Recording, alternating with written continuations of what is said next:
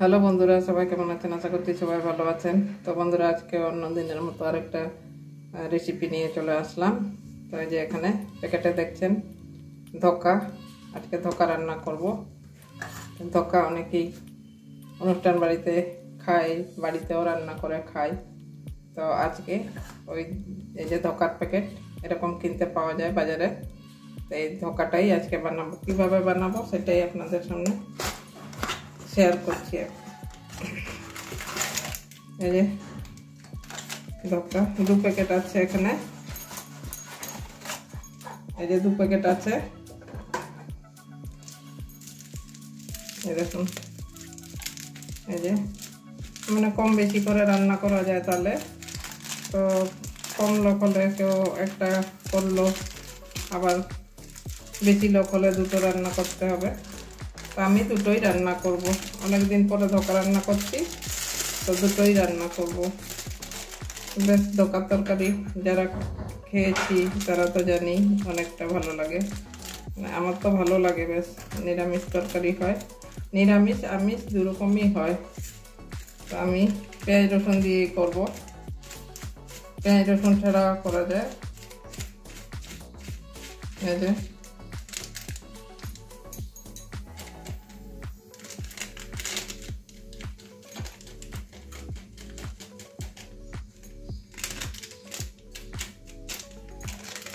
এই যে 1 প্যাকেট ঢেলে নিয়েছি, এতটা হয়েছে।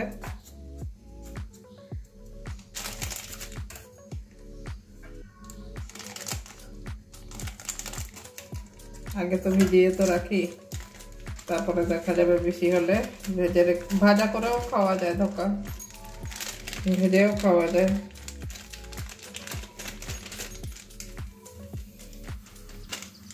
এই যে এতটা হয়েছে। এই যে আর জলটা আমি আইডিয়া করেই জলটা দিয়ে দেবো।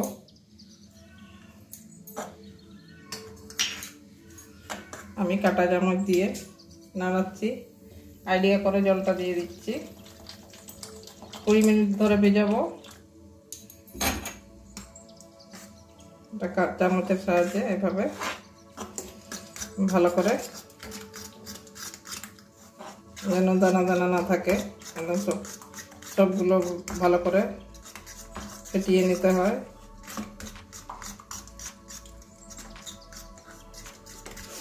এই যে ভিজালাম, কি গন্ধ বেরিয়েছে, ভন ভন করছে, এত সুন্দর গন্ধ বেরোয় ধোকার।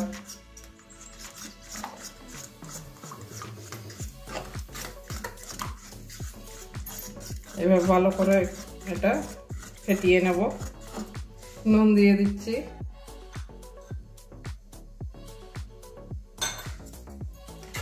নুনটা ভালো করে মিশিয়ে নেব, একটু যেন ঢেলে ঢেলে না থাকে সেভাবে গলাবেন। এটা চামচ দিয়ে দেখিয়ে দিচ্ছি কতটা ঘন রাখবেন। এটা ডাল থেকেই তৈরি, তো জল টানবে, তো ওই জন্য আমি একটু জল জল করেই বানিয়েছি। 20 মিনিট ধরে ভিজিয়ে রাখবো, তো অনেকক্ষণ এটা ফুলে যাবে। এই দেখুন এভাবে গুলিয়ে নিয়েছি। এই যে বেশি পাতলা করিনি, আবার বেশি ঘনও করিনি, একদম এভাবে 20 মিনিটের জন্য রেস্টে রেখে দেবো। বন্ধুরা, 20 মিনিট পরে আবার চলে এসেছি। আমার ধোকাটা যে ঢাকা দিয়ে রেখেছিলাম, ভিজিয়ে রেখেছিলাম ধোকাটা, এই যে এভাবে এতটা ঘন হয়ে গেছে। এই দেখুন, এই যে 20 মিনিট পরে এতটা ঘন হয়ে গেছে। ঠিক আছে, এবারে রান্নায় ফিরে যাব। এবারে গ্যাসটা ধরিয়ে নেব।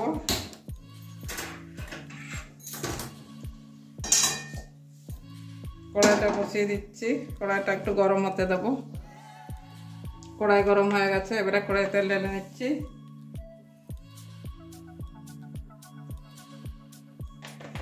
অল্প একটুখানি ডাললাম, তেলটা গরম হতে দেবো। সারাশি দিয়ে কিংবা খুন্তি দিয়ে তেলগুলো একটু ছড়িয়ে দেবো।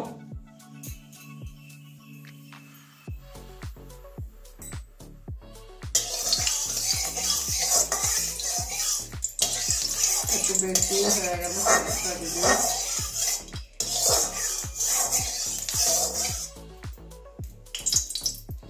আঁচটা কমিয়ে রেখেছি। এবারে ভিজিয়ে রাখা ধোকাটা দিয়ে দেবো।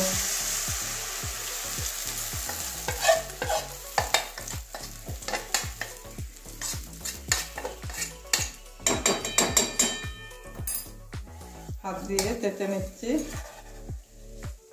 অনেকটাই লেগে থাকে।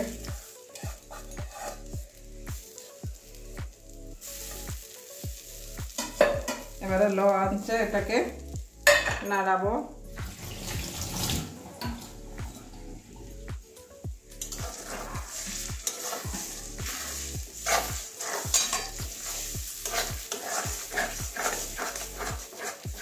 একটা আঠালো জিনিস তৈরি করব, একদম যখন আঠা আঠা হয়ে যাবে তখন নামাবো।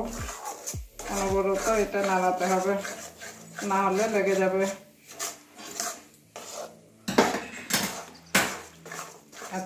আঠা আঠা, পুরো আঠা আঠা হয়ে যাবে জিনিসটা। দেখুন এরকম একটা ডো তৈরি হয়ে গেছে। দেখুন এই যে, এবারে এটাকে নামিয়ে নেব। নামিয়ে একটা থালার মধ্যে ঢালবো। এবারে নামিয়ে নিচ্ছি একটা থালার মধ্যে ঢেলে। এটা ঠান্ডা হতে, একটা থালা নিয়েছি, থালার মধ্যে তেল মাখিয়ে নেবো ভালো করে, তকাটা যাতে না লাগে।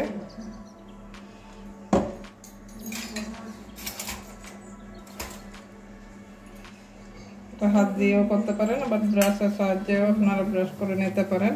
আমি হাত দিয়ে করে নিচ্ছি। ভালো করে তেলটা মাখিয়ে নেব যাতে আমার নিচে না লেগে যায়।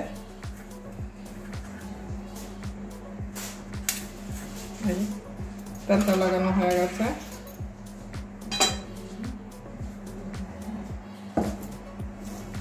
এটা গরম গরমই, একটু গরম গরমই করে নিতে হবে।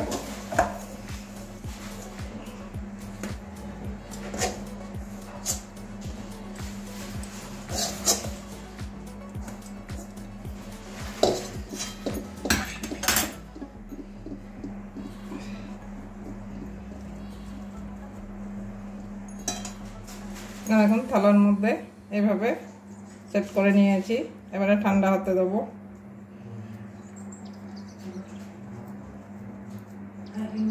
একটা ছোট্ট থালার মধ্যে ঢাললে, যদি মোটা মোটা করতে চান তাই ছোট থালার মধ্যে ঢালতে হবে। আমি একটু বড় থালায় ঢেলেছি। সাইডগুলো একটু পাতলা হবে। হাতে একটু তেল মাখিয়ে নেবেন, তাহলে আর হাতে লাগবে না, নাহলে হাতে লাগার চান্স থাকে। তো এইভাবে একটু ঠান্ডা করতে দেব। ঠান্ডা হলে তারপরে কাটবো। আর এখন ঠান্ডা হয়ে গেছে, শক্ত হয়ে গেছে, হাতে ভালো লাগছে না। এবারে ছুরি দিয়ে কেটে নেব।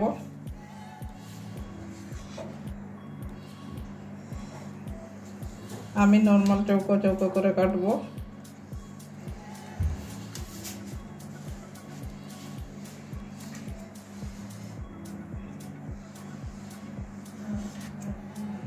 একটু বড় বড় করে কাটছি। এবারে এভাবে এই যে উঠে যাচ্ছে, এই যে এভাবে ছোট বড় সব রকমই। সাইডের গুলো ছোট হয়ে গেছে, কিছু কিছু বড় আছে। এই যে এভাবে কেটে নিয়েছি। পাতলা হয়ে গেছে সাইডেরটা। এই যে এভাবে সবকটা এভাবে তুলে ভাজা করে নেব। এবারে রান্নায় ফিরে যাব। এবারে কড়াই মানে গ্যাসটা ধরিয়ে দিচ্ছি, কড়াই দিয়ে বসিয়ে দিয়েছি। কড়াইটা একটু গরম হতে দেব। এবারে তেল ঢেলে নিচ্ছি। কড়াই গরম হয়ে গেছে, ধোকাগুলো ভেজে নিতে হবে। তেল গরম হয়ে গেছে, এবারে ধোকাগুলো ভেজে নেব।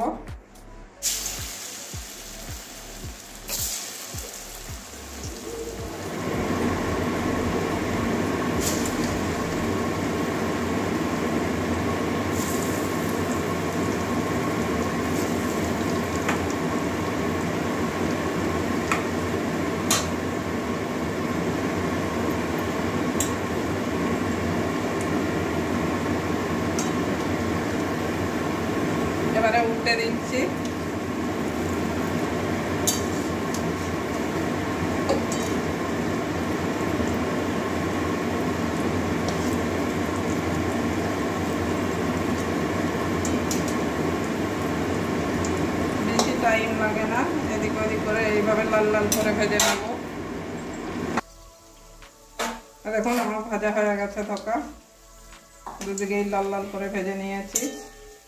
মিডিয়াম আঁচে ভাজতে হবে, বেশি আঁচে ভাজলে পুড়ে যেতে পারে, ওই জন্য আঁচটা কমিয়ে এভাবে ভেজে নিয়েছি। এবারে তুলে নেব, দুদিকেই লাল লাল হয়ে গেছে।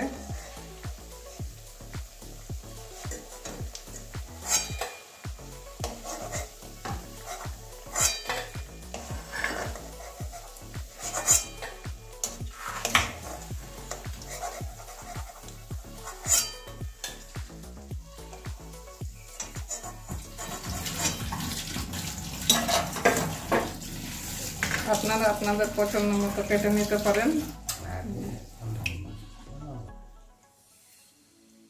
এবারে বাকিগুলো ওইভাবেই ভেজে নেব।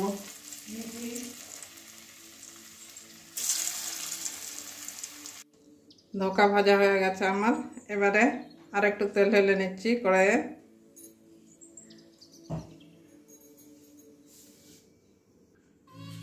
তেল গরম হয়ে গেছে, ফোড়নে গোটা জিরে দিয়ে দিচ্ছি।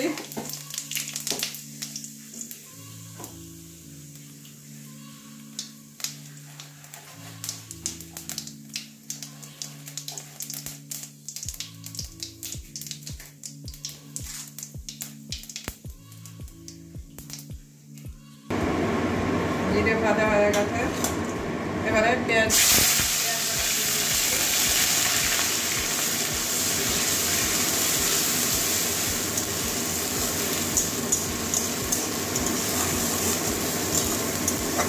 পেঁয়াজটা ভালো করে ভেজে নেব, কাঁচা গন্ধ যাওয়া পর্যন্ত।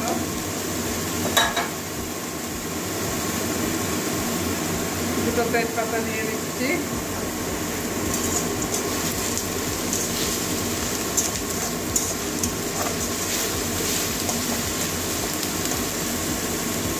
পেঁয়াজটা কাঁচা গন্ধ যাওয়া পর্যন্ত ভেজে নেব। পেঁয়াজের কাঁচা গন্ধটা চলে গেছে, এবারে আদা রসুনের পেস্টটা দিয়ে দিচ্ছি। এটাও কাঁচা গন্ধ যাওয়া পর্যন্ত ভেজে নেব।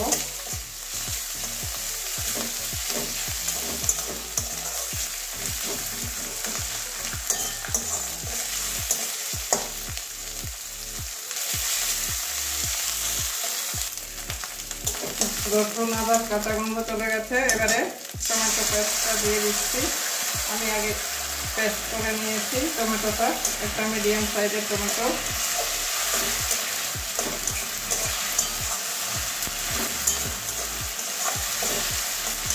এটা ভালো করে কাঁচা গন্ধ যাওয়া পর্যন্ত কষিয়ে নেব। এবারে বাকি মশলাগুলো সব দিয়ে দেবো।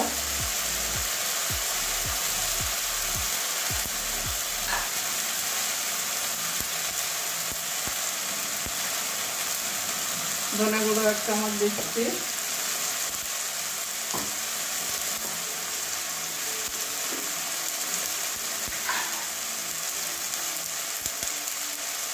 জিরে গুঁড়ো দিয়ে দিচ্ছি 1 চামচ,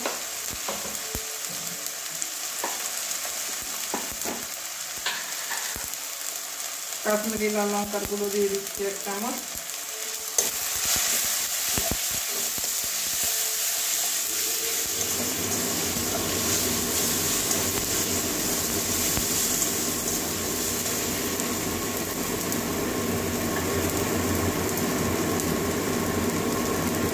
হলুদ দিয়ে দিচ্ছি 1 চামচ,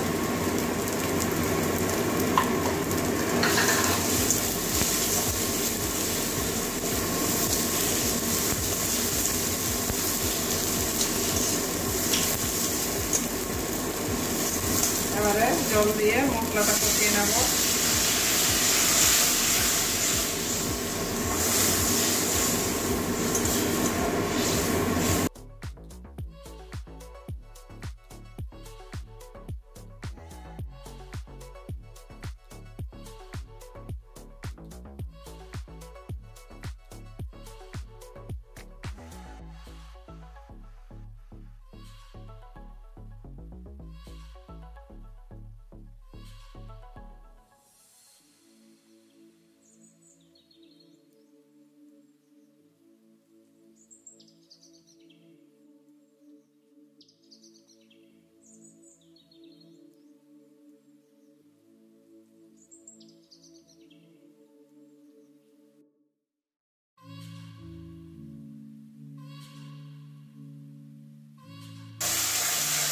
এখন মশলাটা কষানো হয়ে গেছে, মশলা থেকে তেল ছেড়ে দিয়েছে।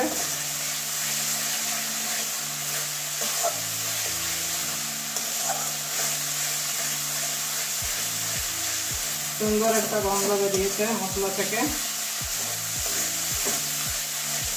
এবারে জল ঢেলে দিচ্ছি।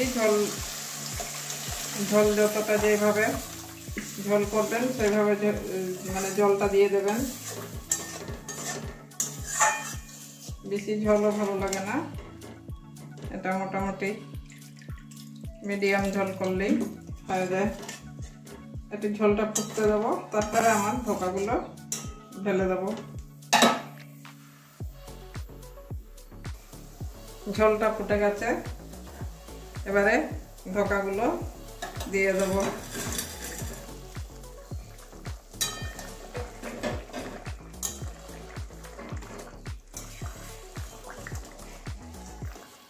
এবারে আবারও 3-4 মিনিট ফুটিয়ে নেব। ধোকাতে জলটা নেয়, ওই জন্য আমি একটু জলটা বেশি করে দিয়েছি। 2-3 মিনিট ফুটিয়ে নেব, ঢাকা দেবো না, এমনি ফোটাবো, ধোকা নরম হয়ে যাবে। ঢাকা দেওয়ার দরকার পড়বে না।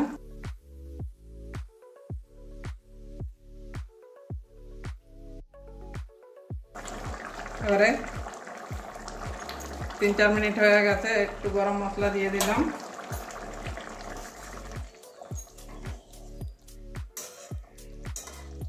এবারে হালকাভাবে একটু নাড়িয়ে নিতে হবে। ধোকা তো নরম জিনিস। অনুষ্ঠান বাড়ি কি করে আগে ধোকাটাকে ভেজে রেখে দেয়, ঝোলটাকে মশলাটাকে কষিয়ে নেয়, তারপরে ধোকাটা দিয়ে দেয়। যাই হোক, এবারে আমি গ্যাসটা বন্ধ করে দিলাম। এবারে নামিয়ে একটা বাটির মধ্যে ঢেলে দেখাচ্ছি। বন্ধুরা, আমার ধোকার তরকারি একদম কমপ্লিট হয়ে গেছে। এ দেখুন, একদম গোটা গোটা হয়েছে, গোটা গোটাই আছে, একটা ধোকাও আমার ভাঙেনি।